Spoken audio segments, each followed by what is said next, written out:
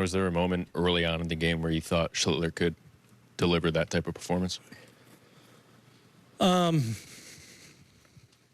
Last night.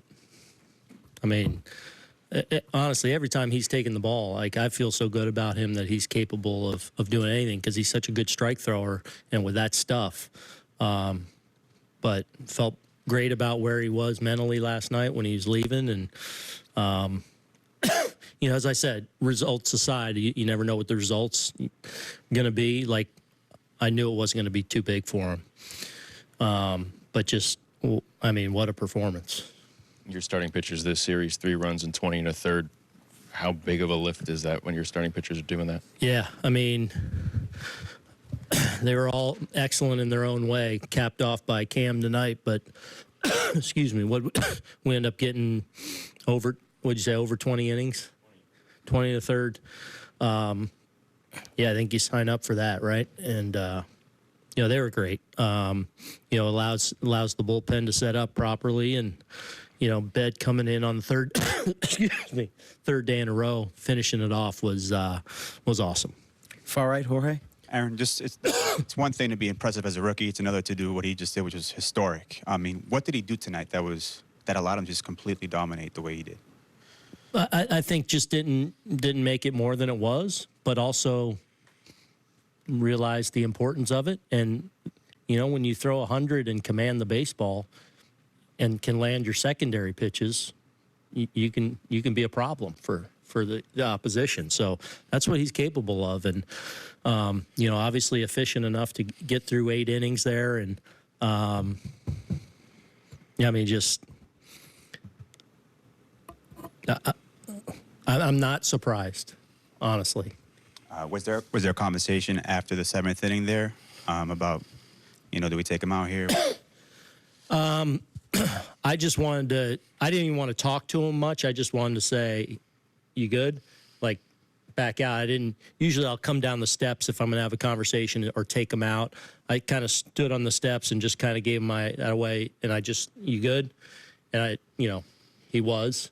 And so I was just going to go hitter to hitter with him because I trusted his ability to go fill up the zone. So,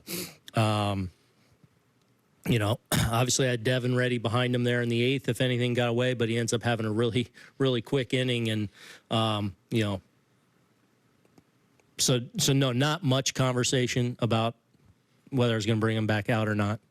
And what's going through your mind there on that McMahon catch?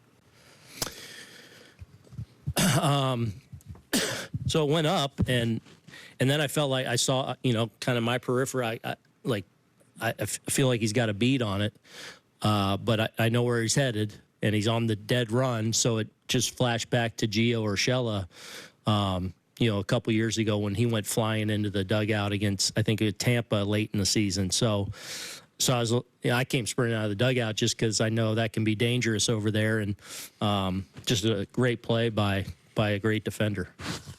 Okay, far right, Andy. Did Schlittler even seem to be tiring to you in the 8th? I mean, I know it was time to take him out and you had your closer, so I'm not asking about leaving him in for the 9th, but, like, just strength-wise, did he seem like he even... Yeah, he seemed good. He seemed good to me. It's a little bit of uncharted territory for him. I don't think he's ever gone that deep, so, no, he seemed in control to me. Yeah. Okay, we're going to go here to Ron, first row. You always have confidence in your starting pitchers, yet sometimes they take a few pitches or an inning to settle in. Did you know strike 1, strike 2 to Duran that he was on? Was there a certain pitch you said to yourself, he's got it tonight?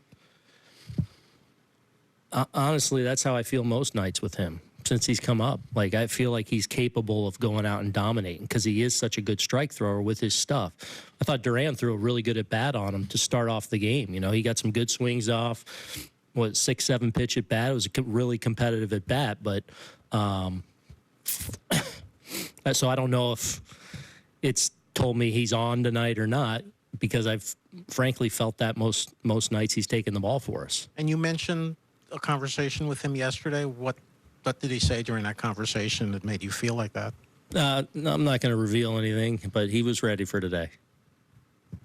Okay, we're going to take one more here on the left because Cam Schlittler is on the way. Aaron, you knew coming in against the Red Sox it was going to be a different kind of series just because it is them, and they've played you tough historically and gotten the better of you guys a number of times. Is it more special because it was them, and you guys lost the first game too, which is definitely hard to do to come back from in these series? Yes. Yeah. Look, part of this whole thing is I've talked to you guys a lot the last several weeks about how good of a club I think we have now at this time of year. So you go into that best of three and it's pressure filled, you know. It's like, and it's against a team that you know so well and is your rival, and they win game one. You know, these guys just kept playing.